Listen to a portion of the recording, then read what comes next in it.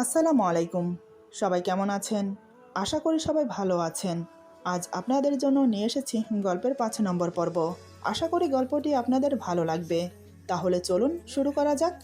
মনে হয় কোথাও না কোথাও আমি ভুল করছি, কিন্তু কাউকে ভালোবেসে নিজের করে চাওয়াটা কি ভুল? আমি তো এর মাঝে কোনো ভুল দেখছি না। এদিকে আমাকে চুপ দেখে তিশা হঠাৎ আমাকে বলে, ওই দিন রাতে আপনি যখন ঘুমাচ্ছিলেন তখন সুজন আমাকে ফোন করে খুব কান্না করছিল, কেঁদে কেঁদে বারবার ক্ষমা চাইছিল। কিন্তু আমার ভেতরে বিষাদের ছায়া বাসা বেঁধে গেছে। আমি ওকে বোঝালাম যে এখন আমার একটা সংসার আছে, আমি এখন অন্যজনের স্ত্রী, তুমি আমার সাথে আর যোগাযোগ রেখো না। তারপর ও শেষবারের মতো আমার সাথে একবার দেখা করতে চেয়েছে। প্রথমে না করলাম, কিন্তু পরক্ষণে কেন জানি মনে হলো একবার দেখা করি, এটাই হবে ওর আর আমার শেষ দেখা। তারপর আমি রাজি হয়ে গেলাম। কথা শেষ করে যখন বারান্দা থেকে বেরিয়ে আসছি, আপনি তখন বারান্দার দরজার সামনে দাঁড়িয়েছিলেন। জানি না আপনি আমাদের কথা কতটুকু শুনেছেন, তবে আপনি বুঝতে পেরেছেন আমি সুজনের সাথে কথা বলেছি। যাই হোক, তারপর আমি এক সন্ধ্যায় ওর সাথে দেখা করতে গিয়েছিলাম। ভেবেছিলাম আপনি আসার আগেই আমি বাসায় চলে আসব, কিন্তু সেদিন আপনি একটু তাড়াতাড়ি চলে আসেন। আপনাকে বাসায় দেখে আমি ঘাবড়ে যাই। তারপরেও আপনাকে আমি বলতে চেয়েছিলাম, কিন্তু বিষয়টা নিয়ে আপনি কি ভাববেন আমি জানি না, তাই আমি আপনার থেকে কথাটা লুকিয়ে গিয়েছিলাম। আমাকে মাফ করবেন। আপনি তো আমার স্বামী, স্বামীর কাছে এই বিষয়টা আড়াল করা আমার একদম উচিত হয়নি। কথাগুলো বলা শেষ করেই ও থামলো। ওর চোখের কোণে জল ভরাট হয়ে থেমে আছে, যে কোনো মুহূর্তে গাল বেয়ে গড়িয়ে পড়তে পারে। আমি তো আহাম্মকের মতো ওর মুখের দিকে তাকিয়ে আছি। না বুঝে না জেনে কত বড় একটা অন্যায় করেছি আমি ওর সাথে। আমার উচিত ছিল ওকে আমার পাশে বসিয়ে জিজ্ঞেস করার। জিজ্ঞেস করলেই নিশ্চয়ই সে সত্যিটা আমাকে বলতো, কিন্তু আমি কি করলাম? কোনো কিছু না বুঝে অ্যাসিড দিয়ে ওর হাত পুড়িয়ে দিলাম। কি জঘন্য আমি, কি জঘন্য আমার বিচার! ধিক্কার জানাই নিজেকে। আজ এত ঝড়ের মাঝে সময়ের বিষণ্ণতায় তার সব অনুভূতি ত্যাগ করে আমার অনুভূতির দরজায় সে। এদিকে আমাকে মাথা নিচু করে বসে থাকতে দেখে তিশা চোখের জল মুছে বলে, খেতে আসুন, আপনার পছন্দের খিচুড়ি রান্না করেছি। এই কথার উত্তরে কি বলা যায় আমি ভাবছি।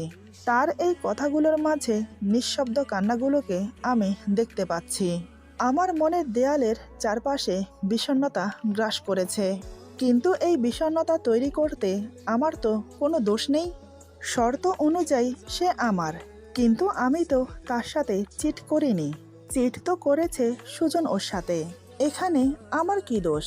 আমি তো ব্যাস সুজনের পরীক্ষা নিয়েছিলাম, কিন্তু ও মানুষটা যে এত নড়বড়ে আমি ভাবতেও পারিনি। যাই হোক, আমি উঠে খেতে গেলাম। আমি আর তিশা একসাথে বসে খেয়ে নিলাম। এভাবে মান অভিমানে দিনগুলো যাচ্ছে আমাদের। আজ বিয়ের ৩ মাস হয়ে গেল, অথচ আমাদের মধ্যে স্বামী স্ত্রী তো দূর, বন্ধু সুলভ একটা সম্পর্ক গড়ে ওঠেনি। এভাবে আর চলা যায় না। কাল রাতে প্রচুর বৃষ্টি হয়েছে। আমি বারান্দায় বসে বাহিরের প্রকৃতি দেখছি। সারা রাত বৃষ্টির ছোঁয়া পেয়ে শহরটা ভিজে গিয়ে যখন এই সকালবেলা একটা স্নিগ্ধ শীতল আভা ছড়ায়, তখন আমি মগ্ন হয়ে বারান্দার চেয়ারে বসে চুপসে যাওয়া শহরটা দেখি। ইদানিং প্রায় আমার ইচ্ছে করে এরকম ভেজা শহরের বুকে তিশার সাথে নীলরাঙা অনুভূতিতে জড়াই। তার চোখে চোখে রেখে আমার অন্তরালের কথা তার অন্তরালে সমর্পণ করতে, কিন্তু আমি কেন জানি পারি না। আমার ভেতরে একটা জড়তা এসে ভর করে। এই জড়তা আমাকে জব্দ করে আমার সমস্ত দেহকে ক্লান্তিময় করে তোলে। এই চুপসে যাওয়া শহরটা দেখার ৩০ মিনিট পর তিশা এসে ইতস্তত হয়ে বলে, অফিসে যাবেন না? আমি বললাম, না, আজ আর যেতে ইচ্ছে করছে না। তিশা বলে, আচ্ছা ঠিক আছে, এই বলে আর কিছু না বলে চলে যাচ্ছিল। আমি বললাম, শোনো। তিশা আমার দিকে ফিরে তাকায়। আমি বললাম, এখানটায় বসো, কথা আছে। আমার কথা মতো তিশা সামনের চেয়ারটা দখল করে বসে। আমি বেশ কিছুক্ষণ ওর মুখের দিকে তাকিয়ে বললাম, তোমাকে আজকে সব বলা দরকার। তুমি এখনো মূল কারণ জানো না, আসলে বাস্তবে কি হয়েছে। তিশা অবাক হয়ে বলে, মূল কারণ সেটা আবার কি? আমি বললাম, দেখো তিশা, আজ আমি তোমাকে সব সত্যিটা বলবো। আমার কথাগুলো মনোযোগ দিয়ে শুনে বিবেচনা করবে, আশা করি। তাহলে শোনো, হয়েছে কি, সুজনকে আমার অফিসে চাকরি দিয়েছিলাম ঠিকই, কিন্তু চাকরি দেওয়ার পর আমার চিন্তা ভাবনা অন্য কিছু ছিল। মানে সুজনের ভালোবাসার পরীক্ষা নেওয়া। মনে মনে এই প্ল্যানটা করি। আমার অফিসে নাদিয়া নামের একটা মেয়ে কাজ করে। মেয়েটি খুব ভালো, কাজে কর্মে সব দিক দিয়ে একদম পারফেক্ট। আমার অফিসে জয়েন করেছে পর্যন্ত আজ পর্যন্ত খারাপ কিছু দেখিনি, বা ওর নামে কোনো খারাপ কমপ্লেনও শুনিনি। তাই আমি ভাবলাম নাহিদার সাহায্য নেব। সুজন চাকরিতে জয়েন করার 2 দিন পর আমি নাহিদার সাথে কথা বলি।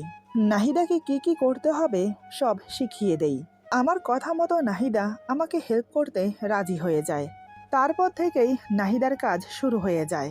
সুজনের সাথে ন্যাকামো করে কথা বলা, লাঞ্চ সময় তার সাথে লাঞ্চ করা, ছুটির পরে একসাথে বসে কফি খাওয়া, ইত্যাদি ইত্যাদি।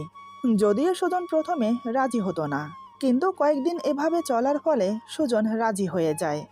এরপর বাইরে ঘুরতে যাওয়া, রিকশায় চড়া, ব্রেক টাইমে কফি খেতে যাওয়া, ছুটির পরে একসাথে অফিস থেকে বের হওয়া, এমনকি নাহিদাকে বাসা পর্যন্ত পৌঁছে দেওয়া, সবকিছু করতে লাগলো সুজন। এভাবে এক পর্যায়ে তাদের ভাব আদান প্রদান করা বেড়ে যাচ্ছিল। তবে আমি নাহিদাকে খুব সতর্ক থাকতে বলেছিলাম, যাই করো খুব সাবধানে করবে। এভাবে 1 মাস অতিক্রম হয়। এই 1 মাস মানে 30 দিন পর তুমি আমাকে ফোন করে বললে তোমার মন ভালো নেই। সুজন তোমার সাথে এখন কথা কম বলে। যখনই ফোন করো তখনই নাকি সুজন বলে ব্যস্ত আছি। আরও নানান কথা বলেছ। সেদিন আমি তোমাকে সান্ত্বনা দিয়েছিলাম। তারপর অফিসে গিয়ে আমি নাদিয়াকে ধন্যবাদ জানিয়ে বললাম, তোমার কাজ চালিয়ে যাও। এরপর আরও 1টা মাস কাটার পর কাঙ্ক্ষিত সময় আসলো। সুজন নাদিয়াকে প্রপোজ করলো। বিষয়টা যে এত দ্রুত কার্যকর হবে আমি ভাবতে পারিনি। তুমি জানো, বেশিরভাগ পুরুষই নারীর প্রতি দুর্বল, বুঝলে? তাদেরকে একটু সুযোগ দিলেই হয়। সেই একটু সুযোগকে কাজে লাগাতে তারা পিছুপা হয় না। যাই হোক, নাদিয়াকে যখন সুজন প্রপোজ করে, নাদিয়া বলে, তোমার গার্লফ্রেন্ড আছে, তার কি হবে? তখন সুজন কি বলেছিল জানো? আমি জানি কথাগুলো শুনতে তোমার খুব কষ্ট হবে, কিন্তু সবটা জানা দরকার তোমার। সুজন বলে, তুমি নাকি একদম সাদাসিধে একটা মেয়ে। তুমি নাকি লুকিয়ে লুকিয়ে তার সাথে ফোনে কথা বলতে, লুকিয়ে দেখা করতে, ঠিকমতো সময় দিতে পারতে না, কোথাও যেতে বললে যেতে পারতে না। নাদিয়ার সাথে মিশে যে অনুভূতিটা পেয়েছে, সেই অনুভূতিটা তোমার কাছ থেকে পায়নি সে।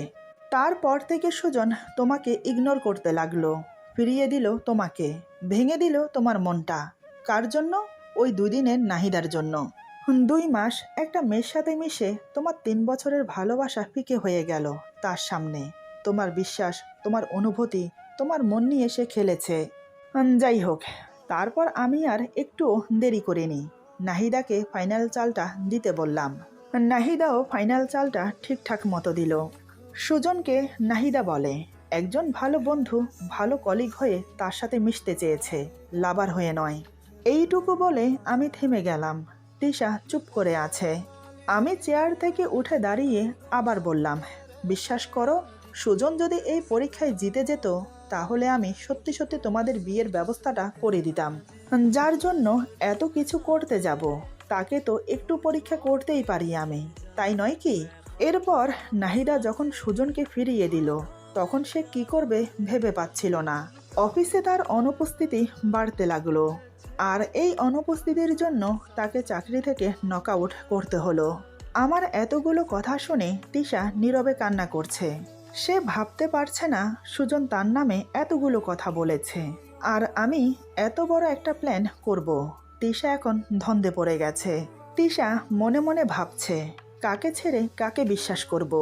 সুজন তো অন্য মেয়েতে আসক্ত হয়ে আমার ভালোবাসাটাকে গলা টিপে হত্যা করেছে। সে তো জানতো চাকরিটা হয়ে যাওয়ার পর সে আমাকে নিজের করে পেয়ে যাবে। আমি তো তাকে বলেছিলাম যে বিয়ের প্রস্তাব নিয়ে আমাদের বাড়িতে এসো, কিন্তু সে অন্যের পাতা ফাঁদে পা দিয়ে আমাকে অস্বীকার করলো। বিয়েটা হয়ে গেলেই তো আমাকে নিজের করে পেয়ে যেত, তখন নিজের মনের যত আশা সব পূরণ করে নিত। কেউ তো তখন বারণ করতো না। কেন সুজন, কেন করলে তুমি আমার সাথে এমন? কিন্তু উনি যেটা করলেন সেটা কি অন্যায় ছিল না? কথাগুলো ভেবে তিশা চোখের পানি মুছে একটা দিক নিঃশ্বাস নিল। তিশা বলে, সে আমাকে ভালোবেসেছে ঠিক আছে, কিন্তু আমার প্রতি তার ভালোবাসাটা মজবুত ছিল না। তাই তো সে অন্য মেয়েতে আসক্ত হতে সময় লাগেনি। তবে আমার অনেক বিশ্বাস ছিল ওর উপর। সে যে এভাবে আমার বিশ্বাসটাকে ভেঙে দেবে, সত্যি আমি ভাবতে পারিনি। আসলে আমি আমার ভালোবাসাটাকে পবিত্র রাখতে চেয়েছিলাম। ভেবেছিলাম আমাদের মধ্যে যা হবে বিয়ের পরে হবে। তাই আমি সবসময় নিজেকে গুটিয়ে রাখতাম। আমি চাইলেই যে কোনো মুহূর্তে ওর সাথে দেখা করতে পারতাম, কিন্তু আমি সেটা করিনি। আমি জানি আমি যদি ওর চাহিদা মতো ওর সাথে দেখা করতে যেতাম তাহলে ও প্রশ্রয় পেয়ে যেত, যেটা আমি একদম চাইনি। কথাই আছে না, আল্লাহ যা করেন ভালোর জন্য করেন। আজ যদি ওর কথা মতো ওর প্রত্যেকটা চাহিদা পূরণ করতাম তাহলে হয়তো আমার প্রতি ওর ভালোবাসা এই 3 বছরে টিকে থাকতো না, অনেক আগেই শেষ হয়ে যেত। কিন্তু আপনি তো আমাকে বলতে পারতেন। আমি বললাম, আমি যদি তোমাকে বলতাম তাহলে তুমি সুজনকে সাবধান করে দিতে, যেটা আমি চাইনি। যদি আজ সুজন সব আগে থেকে জানতো তাহলে তুমি হয়তো ওর আসল রূপটা দেখতে পেতে না। তিশা বলে, একটা সরল সোজা ছেলের পেছনে একটা মেয়েকে লেলিয়ে দেওয়া, এটাকে পরীক্ষা বলছেন? এমন ভুল তো সব ছেলেরাই করবে। কোনো মেয়ে যদি নিজে থেকে ছেলেদের গায়ে পড়ে কথা বলে, তার সাথে মিশতে চায়, তখন তো ছেলেরা ভুল করবেই। আপনিও তো একজন পুরুষ, যদি আপনার সাথেও ঠিক একই কাজ হয় তখন আপনিও নিশ্চয় অন্য মেয়েতে আসক্ত হতে পিছুপা হবেন না। আমি বললাম, তুমি কি আমাকে এমন ছেলে মনে করো? তিশা বলে, সব ছেলেরাই তো এক, আলাদা হওয়ার মতো তো কিছু নেই। আমি বললাম, দেখো তিশা, আমার অফিসে কম করে হলেও 30 থেকে 40 জন মেয়ে কাজ করে। সবার বয়স 23 থেকে শুরু করে 35-এর কাছাকাছি পর্যন্ত। মানে সবগুলো মেয়েই অল্প বয়সী, দেখতে খুব সুন্দরী। নিজের বিজনেস স্টার্ট করেছি প্রায় 4 বছর হতে চলল।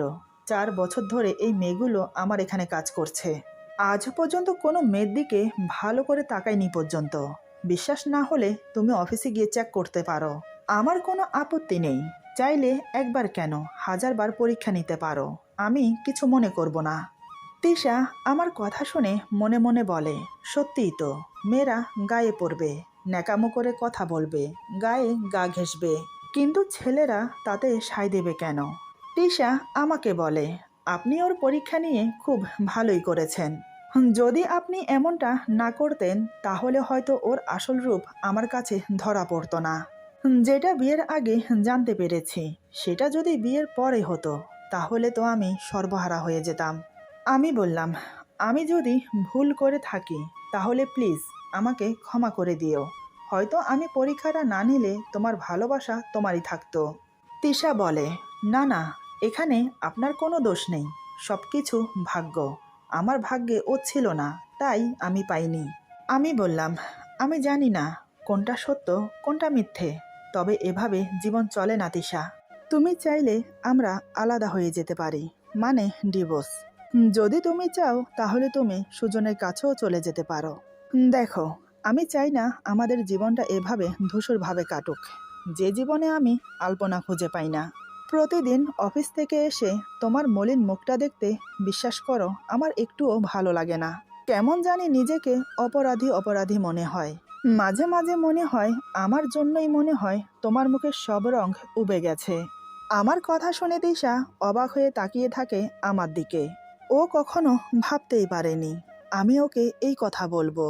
তিশা আমার দিকে অবাক হয়ে তাকিয়ে থেকে মনে মনে বলে, সোজাসুজি ডিভোর্সের কথা বলে দিল।